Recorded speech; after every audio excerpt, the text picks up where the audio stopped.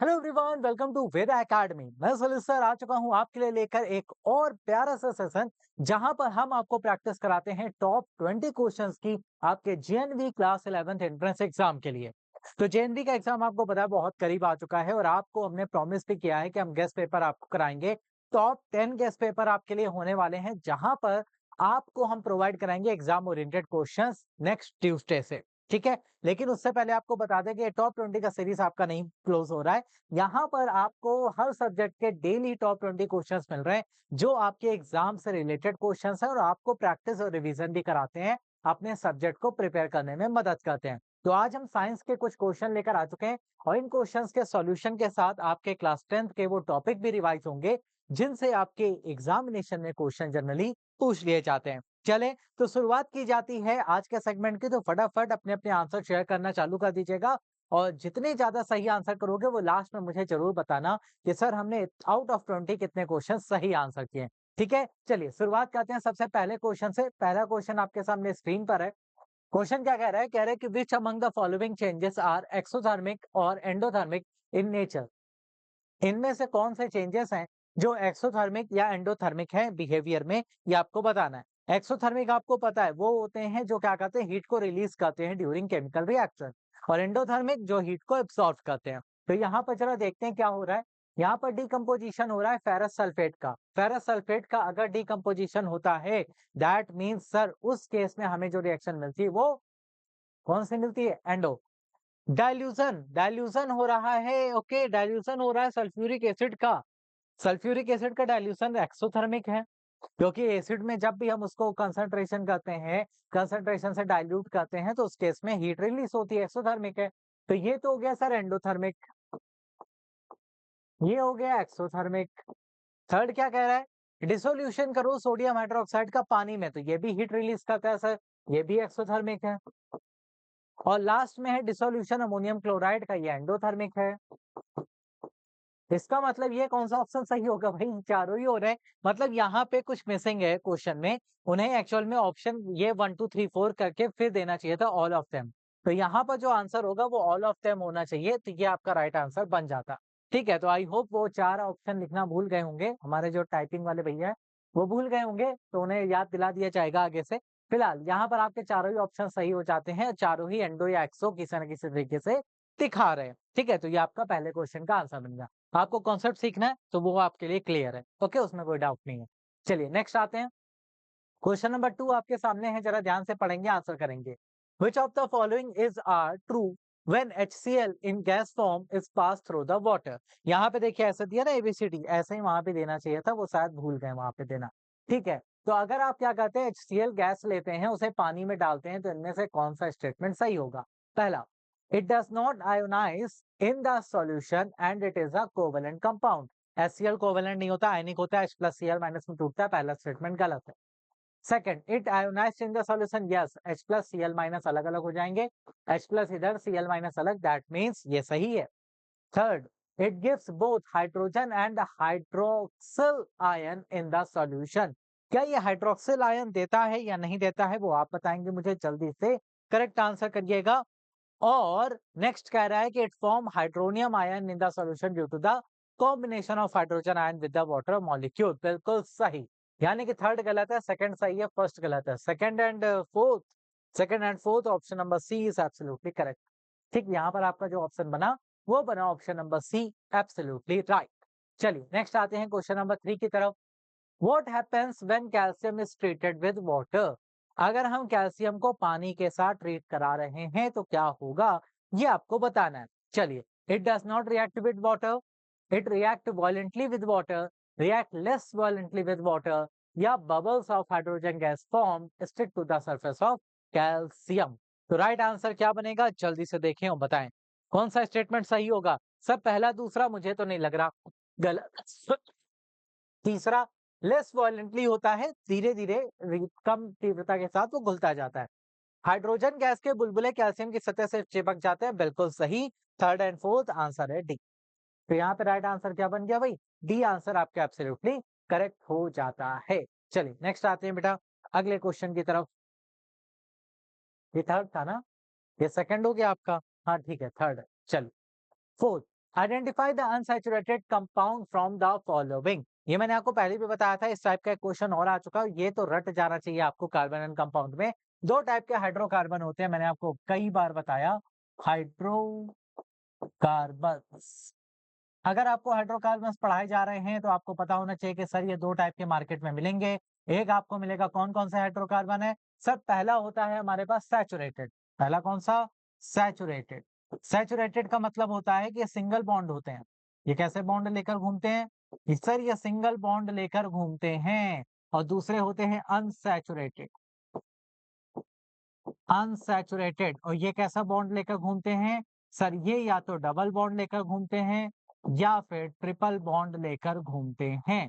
ठीक है, यानी कि इनके पास अभी भी जगह है कार्बन के बीच में कि नया हाइड्रोजन वो ऐड कर सकते हैं। ठीक है, ये जनरली क्या होते हैं? ये जनरली होते हैं आपके एन वाले फैमिली, मतलब एल्केन फैमिली के होते हैं ये होते हैं एल्केन। और यहाँ पे कौन आता है? यहाँ पे आते हैं आपके पास एल्कीन और एल्काइंस। ठीक है, तो एल्केन यहाँ होता है, एल्कीन और एल्काइन यहाँ होते हैं। अब जरा देखो, आपको ढूंढना क्या है? अनसैचुरेटेड। अनसैचुरेटेड प्रोपेन अनसैचुरेटेड है? नहीं सर, ये तो सैचुरेटेड है। प्रोपीन अनसैचुरेटेड है, प्रोपाइन अनसैचुरेटेड है, और क्लोरोप्रोपेन सैचुरेटेड है। तो सेकंड और थर्ड, सेकंड और थर्ड, सेकंड और थर्ड, सेकंड और थर्ड, सेकंड और थर्ड, डी। फोर का आंसर डी। खत्म। ठीक है बेटा, तो ज्यादा हमें कंफ्यूज नहीं होना, हमें सीधा सा ये लॉजिक अपने दिमाग में रखना है और आंसर हमें डायरेक्टली मिल जाने वाला है। ओके, नेक्स्ट आते हैं question number 5। Choose the function of the pancreatic juice from the following. तो यहाँ पे आपको कुछ ऑप्शन दिए गए हैं, उनमें से पैनक्रियाटिक जूस का काम क्या है वो आपको बताना है। पहला, trypsin digest protein and lipase carbohydrate. Trypsin protein और लाइपेस कार्बोहाइड्रेट को पचाना है। या फिर trypsin digest emulsified fat and lipase protein.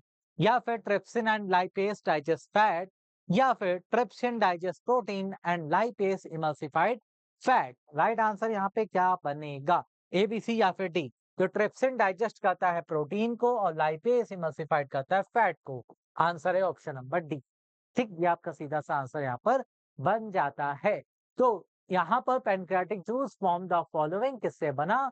तो ये आपका सीधा सा आंसर है। डन। चलो नेक्स्ट आते हैं। Choose the incorrect statement about insulin. Insulin आपको पता है ना, डायबिटीज जो लोग होते हैं उनको बहुत लगती है, डायबिटीज कंट्रोल करने के लिए। तो एक्चुअल में उसका काम यहाँ पे इनकरेक्ट कौन सा है ये आपको बताना है। It is produced from pancreas, pancreas से रिलीज होती है। रेगुलेट करती है growth and development of the body, नहीं यही तो गलत है sir. Blood sugar level regulate करती है, बिल्कुल सही। और इंसुलिन कम है तो डायबिटीज हो जाएगी, बिल्कुल सही। तो ये तीनों स्टेटमेंट सही लिखे हैं, यही गलत था, तो ये आपका राइट आंसर बन जाएगा। Incorrect statement option number D हो गया बेटा। ठीक, चलिए नेक्स्ट आते हैं question number 7। Which of the following is the correct sequence of event of sexual reproduction in a flower. Flower में जब भी सेक्सुअल रिप्रोडक्शन होता है तो करेक्ट सीक्वेंस क्या है ये आपको बताना है। पॉलिनेशन पहले होगा, फर्टिलाइजेशन बाद में होगा, फिर सीडलिंग होगी, फिर एम्ब्रियो जनरेट होगा। अच्छा, सेकंड, सीडलिंग होगी, एम्ब्रियो होगा, फर्टिलाइजेशन होगा, पॉलिनेशन होगा। थर्ड, पॉलिनेशन होगा सर, उसके बाद फर्टिलाइजेशन होगा, फिर एम्ब्रियो बनेगा, फिर सीडलिंग होगी, यानी कि अंकुर सबसे बाद में फूटेंगे। आंसर है सी। ठीक है, आंसर है आपका सी। एब्सोल्युटली राइट आंसर आपको मिल जाता है, बाकी का हमें पढ़ना ही है। एम्ब्रियो पहले कभी बनता नहीं है। ये वाला पैटर्न, ये वाला पैटर्न ऑलमोस्ट सेम था, लेकिन यहाँ पे गलत हो गया, इसलिए ये रॉन्ग है, और ये तो बनना ही नहीं था। चलिए 8 नंबर पे, human male all the chromosomes are paired perfectly except one. This या these unpair chromosomes is are. तो आपको बताना है यहाँ पे मानव पुरुष में सभी गुणसूत्र पूर्ण रूप से जोड़े में हैं, लेकिन एक नहीं है, तो वो कौन सा है? वो क्या लार्ज क्रोमोसोम है, स्मॉल क्रोमोसोम है, वाई क्रोमोसोम है, एक्स? एक्स तो पेयर में होता ही है यार, 23 का पेयर होता है, आपको पता ही है। 23-23 दोनों में होते हैं, फीमेल्स में सिर्फ एक्स एक्स होते हैं और मेल्स में वाई होते हैं। एक वाई अकेला, तभी तो मेल और फीमेल बच्चे जन्म करता है कि एक्स एक्स एक्स वाई, यही दोनों अलग होते हैं 23rd वाले, है ना। 22 तो पेयर में ही चले जाते हैं। यहाँ से फीमेल जो देती है वो सिर्फ एक्स दे सकती है, और मेल एक्स या वाई दोनों से दे सकता है। अगर फीमेल ने एक्स दिया, मेल ने भी एक्स दे दिया, तो जो बेबी बॉर्न होगा वो कैसा होगा? वो होगा आपका गर्ल। ठीक है, क्यों? क्योंकि उसके अंदर फीमेल वाले क्रोमोसोम है, एक्स एक्स है। लेकिन अगर मान लो फीमेल तो एक्स ही देगी, वो तो कुछ और दे नहीं सकती, लेकिन मेल ने क्या दे दिया? वाई दे दिया। मेल ने वाई दे दिया तो उस केस में क्या होगा, वो आपका बॉय हो जाता है। ठीक है, तो जेंडर जो स्पेसिफाई किया जाता है वो मेल के ही क्रोमोसोम से किया जाता है। Right answer Y chromosome third only, B answer आपका करेक्ट है। ठीक, यहाँ पर राइट आंसर क्या है बच्चे, बी आंसर आपका एब्सोल्युटली राइट है। चलिए question number 9, rays from sun converge at a point 15 centimeter in front of a concave mirror. Where should an object be placed so that size of its image is equal to the size of the object? आपको ये बताना है कि race जो है from sun converge होती हैं, point करती हैं 15 सेंटीमीटर पे in front of a concave mirror. Concave mirror है आपके पास, ठीक है सर। कॉन्केव मिरर में इमेज कहाँ बन रही है, इमेज बन रही है in front of a concave mirror 15 centimetre, यहाँ कहीं मान लो इमेज बन रही है। ठीक है भाई, 15 सेंटीमीटर। अब ये कह रहा है कि where should an object be place so that size of image is equal to the size of object. हम कहाँ पे रखें कि इमेज का साइज और ऑब्जेक्ट का साइज दोनों क्या हो जाएं, दोनों सेम हो जाए। अब आप एक कॉमन सेंस की बात बताओ, आपको ये बात क्लियर होनी चाहिए बेटा, रेस कहाँ से आ रही, सन से आ रही है। सन से आने वाली रेस में हम डिस्टेंस नहीं मेजर कर पाते, दैट मीन्स हम उसे क्या कंसीडर करते हैं, इनफाइनाइट से रेस आ रही, पैरेलल आती है ना, तो इनफाइनाइट से आ रही। इनफाइनाइट से जब भी लाइट रे आती है, सन यहाँ इनफाइनाइट पे हम ऐसा मानते हैं, तो सन से जब भी लाइट रे आती है तो वो हमेशा पैरेलल आती है, और पैरेलल होती है तो कॉन्केव मिरर क्या करता है, उन्हें कन्वर्ज करता है किधर, फोकस पे। तो यहाँ पे जो इमेज बनी है दैट मीन्स वो फोकस पे बनी है, तो पॉइंट फॉर्म में इमेज बनेगी, इतनी बड़ी बनेगी भी नहीं। ठीक है, तो इमेज कैसी बनेगी भाई, पॉइंट साइज की छोटी सी बन जाएगी। नाउ आपको चाहिए इमेज का साइज ऑब्जेक्ट का साइज बराबर, तो वो तभी हो सकता है जब आप ऑब्जेक्ट को कहाँ रख दे, सेंटर ऑफ कर्वेचर पे। ऑब्जेक्ट को कहाँ रखे, सेंटर ऑफ कर्वेचर पे, तो जितना बड़ा ऑब्जेक्ट उतनी ही बड़ी इमेज, हमेशा यही बनेगा। तो 15 सेंटीमीटर इसका फोकल लेंथ हो गया, तो 30 सेंटीमीटर सेंटर ऑफ कर्वेचर हो गया, तो 30 centimetre in front of the mirror answer हो गया। ठीक, ये ऐसे क्वेश्चन में रटना नहीं होता है बेटा, आपको कॉन्सेप्ट आना चाहिए, आता है तो बस आपका आंसर है। क्वेश्चन को कितना घुमाया है इसने, इसने ये नहीं कहा कि इनफाइनाइट से लाइट रे आ रही, इसने कहा कि सन से आ रही, सन को हम इनफाइनाइट कंसीडर करेंगे, कंसीडर करेंगे तभी हमारा आंसर सही होगा, अदरवाइज गलत हो जाएगा, ये चीज ध्यान रखिएगा। चलिए नेक्स्ट आते हैं क्वेश्चन नंबर 10। यहाँ पर आपको दे रखा है the path of a ray of light coming from air passing through a rectangular glass slab traces by 4 student as shown in figure ABCD, which of them is correct. आपको पता है कि भाई मीडियम चेंज होता है तो light रे जो होती है अपने पास से डिफ्लेक्ट हो जाती है।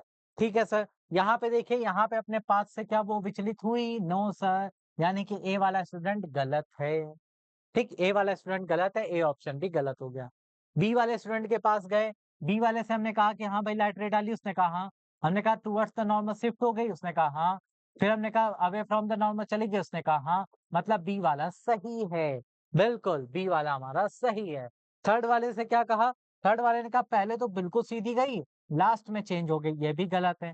इसने कहा यहाँ पे चेंज होके नॉर्मल की तरफ आई फिर स्ट्रेट चली गई, ये भी गलत है। तो राइट आंसर क्या है, राइट आंसर बी है, बाकी सारे आंसर गलत हैं, तो ये आपको यहाँ पे याद रखना है। ठीक है बच्चे, चलिए क्वेश्चन नंबर 11। उससे पहले आपको बता दें कि आपके जो भी छोटे भाई बहन तैयारी करना चाहते हैं जेएनवी एंट्रेंस एग्जामिनेशन की, चाहे वो क्लास 6 के लिए तैयारी कर रहे हो या क्लास 9 के लिए तैयारी कर रहे हो, या फिर वो सैनिक स्कूल की तैयारी कर रहे हो क्लास 6 के लिए, तो वेदा एकेडमी पर न्यू बैचेस लॉन्च हो चुके हैं। तो आप उन न्यू बैचेस में उन फैमिली फ्रेंड्स हो या आपके कोई जूनियर हो, आपके नोन में कोई हो, तो उन्हें जरूर शेयर करिएगा, जिससे कि वो अपनी तैयारी को टाइमली स्टार्ट कर पाएं। क्योंकि देखिए एग्जाम में ऐसा लगता है अभी 1 साल का समय है सर, एग्जाम 1 साल में आपका क्लास 8 भी है, आपका क्लास 5 भी है, वहां की भी पढ़ाई है, तो इस पढ़ाई के लिए आपको टाइम नहीं मिल पाता, फिर वो सिलेक्शन नहीं हो पाता। क्यों? क्योंकि कम सीटों में ज्यादा भीड़ है, और ज्यादा लोगों में कंपटीशन बहुत हाई होता है, तो एक एक नंबर आपके लिए इंपॉर्टेंट हो जाता है। इसलिए जितनी जल्दी प्रिपरेशन स्टार्ट करोगे उतना ही लोगों से आगे रहोगे, ये सबसे बड़ा प्लस पॉइंट है आपके लिए। तो हमारे पास क्लास 6 के लिए एकलव्य बैच, एनवी क्लास 6 के लिए, क्लास 9 के लिए आरंभ बैच, और सैनिक स्कूल क्लास 6 के लिए शौर्य बैच लॉन्च हो चुके हैं। तो आप इन बैचेस में एनरोल करवा सकते हैं उन दोस्तों को, अपने फैमिली फ्रेंड्स को, और उसके लिए आपको कुछ खास मेहनत नहीं करनी है। आपको पता है कि वेदा एकेडमी के थ्रू डिस्क्रिप्शन में आपको सारी डिटेल दी गई है, आप कनेक्ट कर सकते हैं उस दिए गए नंबर पे, या स्क्रीन पर जो आपको नंबर शो हो रहा है वहां पर भी आप कनेक्ट कर सकते हैं, जिसके थ्रू आप कॉल करवा के या खुद भी या उनको शेयर करके बता सकते हैं कि भाई बैचेस स्टार्ट हो रहे हैं, जल्दी से जल्दी एनरोल कर लो, लिमिटेड सीट ऑफर है और इसमें आप कूपन कोड भी यूज कर सकते हैं जिससे आपको परचेज करने में डिस्काउंट भी मिलेगा। तो ये ऑफर्स लिमिटेड पीरियड के लिए है, तो अभी से जल्दी से उन्हें भेजिए, उन्हें शेयर करिए और उनका भी बेनिफिट आप करवा सकते हैं, जिससे कि वो भी अपनी जेएनवी की तैयारी टाइमली स्टार्ट कर सके। चलो नेक्स्ट आते हैं क्वेश्चन नंबर 11 पर। क्वेश्चन नंबर 11 मुझसे क्या कह रहा है? मुझसे कह रहा है कि सर, एक चाइल्ड है जो स्टैंडिंग है कहाँ पे? In front of a magic mirror. Magic mirror के सामने वो खड़ा हुआ है बच्चा।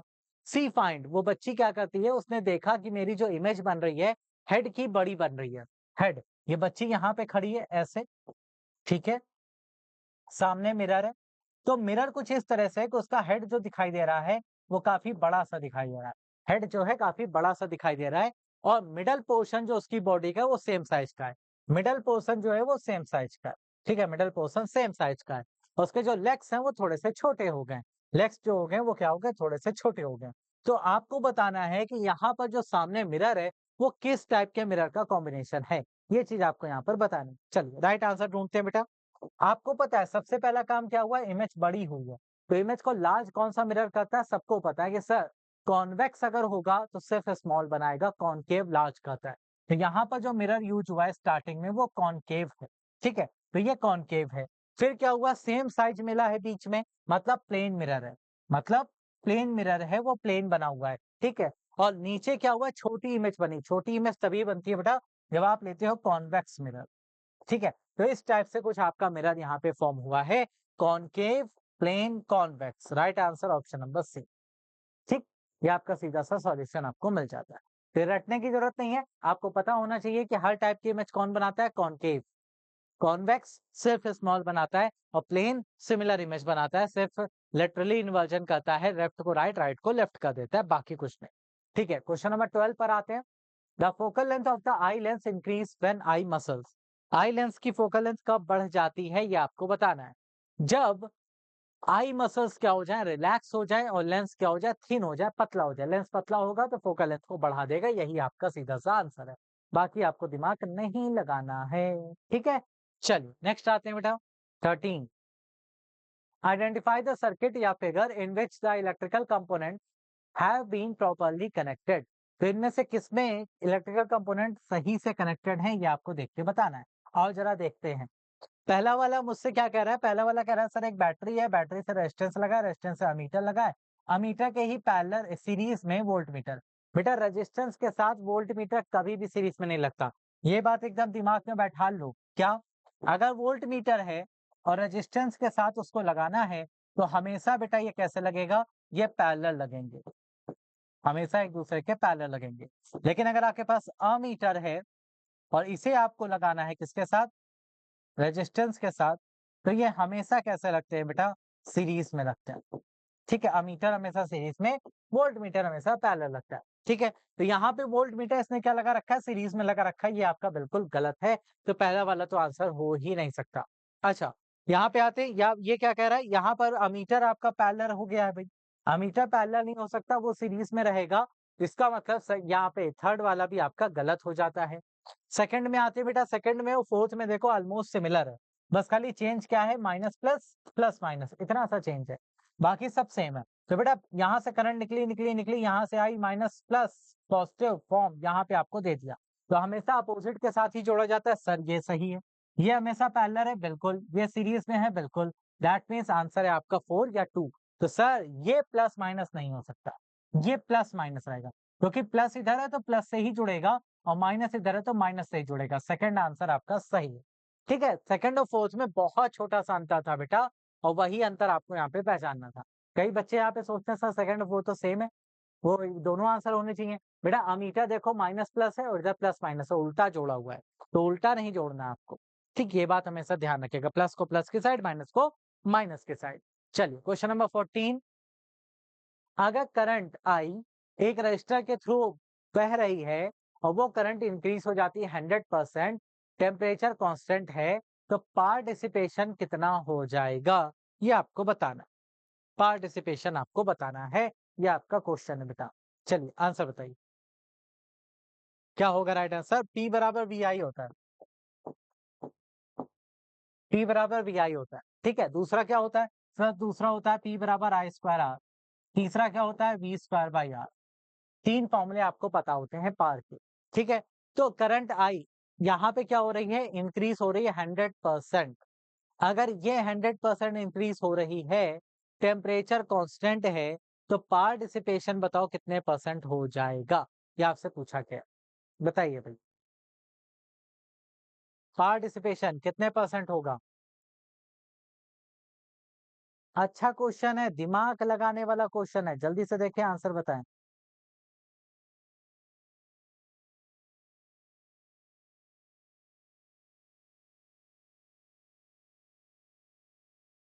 हाँ जी, ये क्वेश्चन बढ़िया है, यहाँ घुमाएगा आपको। कोई कहेगा 100%, कोई कहेगा 200, कोई कहेगा 300। तीनों फॉर्मूले मैंने इसीलिए लिख दिए कि तुम कंफ्यूज ना हो।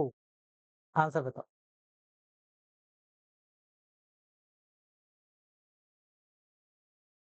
हाँ जी,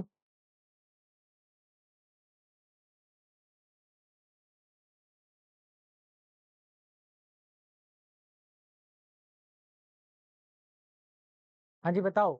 अगर करंट को क्या कर दिया गया है? 100% बढ़ा दिया गया, मतलब पहले केस में करंट मान लो क्या थी? आई थी, और रेजिस्टेंस था आर। फिर रेजिस्टेंस था, क्योंकि टेम्परेचर चेंज नहीं है, रेजिस्टेंस आर ही रहेगा। दूसरे केस में करंट क्या होगी? 100% बढ़ गई, मतलब 2 आई हो गई। रेजिस्टेंस अभी भी आर है, तो रेजिस्टेंस से मेरे को मतलब ही नहीं है। तो पार पहले क्या होगा? पहले जो आपका पार होगा, जरा देखना ध्यान से, पहले जो आपका पार होगा वो आई स्क्वायर आर होगा, ठीक है। वो होगा आई स्क्वायर आर। दूसरे में पार कितना हो जाएगा बेटा? ये हो जाएगा सर 2 आई का स्क्वायर इंटू आर, यानी कि 4 आई स्क्वायर आर, ठीक है। तो नया पार जो होगा वो पहले वाले पार का कितना हो जाएगा सर? 4 टाइम्स हो जाएगा P1 का। तो पार बढ़ा कितना? सर पहले था 1, अब हो गया 4, तो कितने परसेंट बढ़ा? 300% बढ़ा। यही आपका सीधा सा आंसर। ये पूछा नहीं गया कितना परसेंट हो गया। अगर ये पूछता कितने परसेंट हो गया, तो आंसर कहते हैं 400% हो गया। लेकिन पूछा क्या गया है कि कितने गुना बढ़ा है। तो भाई ये था सिंगल, ये था 4, तो 4 और 1, तो कितने डिफरेंस आया? 3 का। तो 300% यहाँ पे इंक्रीज हो चुका है पार्टिसिपेशन, ठीक है। चलिए 15 नंबर पे आते हैं। एक इलेक्ट्रिकल सर्किट है, दो रेजिस्टर्स जुड़े हैं 2 और 4 ओम के सीरीज में, और 6 वोल्ट का बैटरी है। हीट डिसिपेशन बताइए 4 ओम रेजिस्टर पे 5 सेकंड में कितना होगा? तो आपको पता है हीट डिसिपेशन कितना होता है? आई स्क्वायर आर टी होता है सर, आई स्क्वायर आर टी होता है।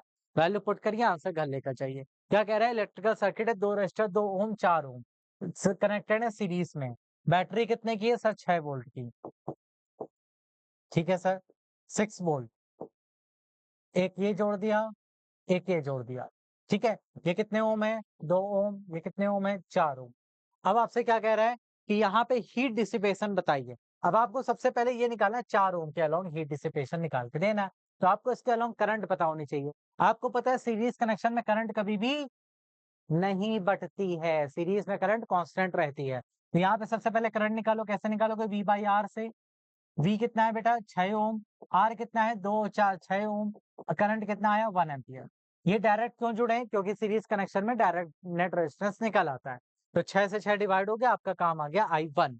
तो H कितना आया बेटा? H हमारे पास आ गया सर 1 का स्क्वायर। R कितना है मेरे पास? 4 ओम के अलोंग निकालना था। टाइम कितना है? 5 सेकेंड। तो ये आ गया आपके पास 20 जूल। खत्म, आंसर। ठीक है बेटा। 15 का आंसर क्या मिल गया आपको? 20 जूल, सीधा सा सॉल्यूशन आपको मिल जाता है। ठीक है, चलिए नेक्स्ट आते हैं। इसका आंसर लगा दीजिएगा 20 जूल।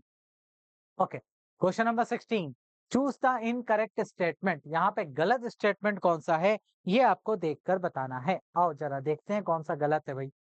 कह रहा है फ्लेमिंग का राइट हैंड रूल जो है सिंपल रूल है, जो कि इंड्यूस्ड करंट की डायरेक्शन निकालने के काम आते हैं। ये मैं ऑलरेडी शॉर्ट वीडियो में पढ़ा चुका हूँ, तो अगर आपने नहीं देखा तो आप 9-10 वाले चैनल पे जाके देख सकते हैं। फ्लेमिंग का left hand and right hand rule आपको वहां से मिल जाएगा, ठीक है। 9-10 वाला जो वेदा का चैनल है, वहां से आप उसे देख सकते हैं, ठीक है।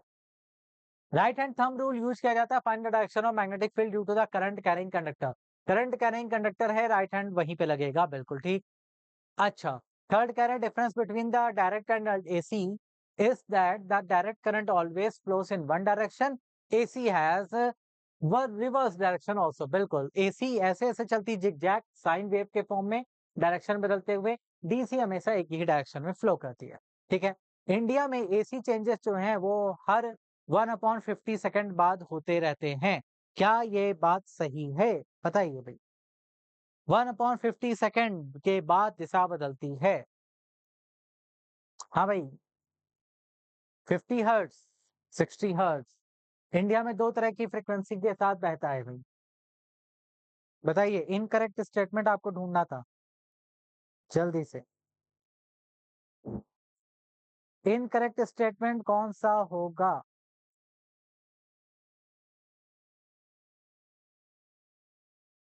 ए बी सी या फिर डी?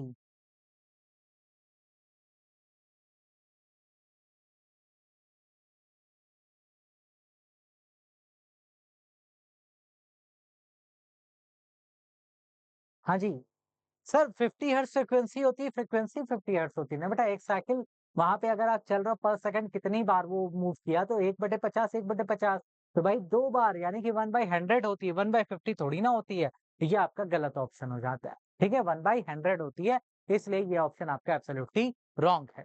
चलिए नेक्स्ट आते हैं, क्वेश्चन नंबर 17 की बात करते हैं बेटा। Strength of the magnetic field inside a long current carrying straight solenoid is.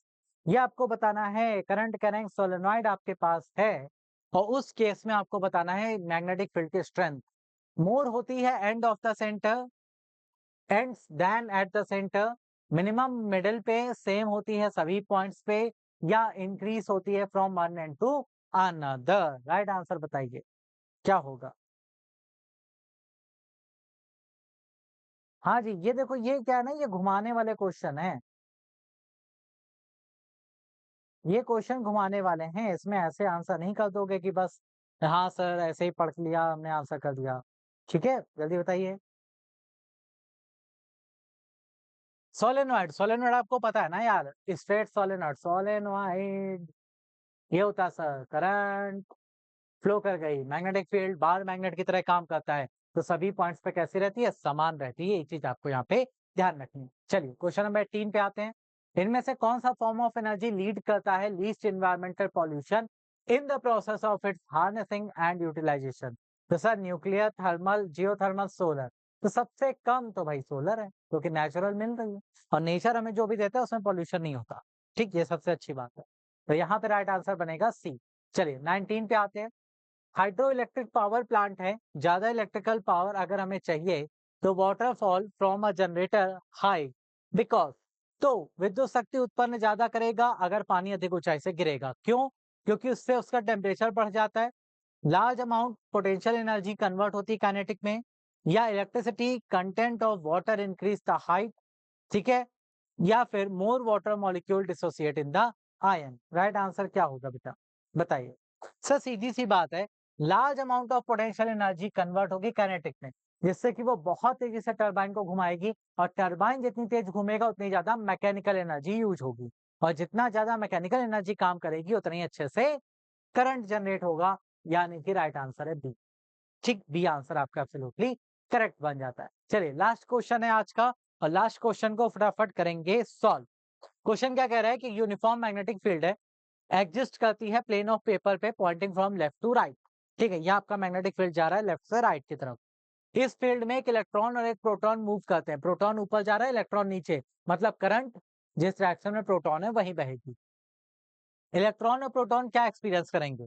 Force both pointing into the plane of paper, out of plane of paper, या फिर इनटू आउट, या फिर चुंबकीय क्षेत्र की दिशा में। कॉमन सेंस आंसर लगा दो यार, लेफ्ट हैंड थंब रूल लगाओ, खत्म करो। सीधी सी बात है सर, यूनिफाई FBI रूल लगाएंगे, FBI।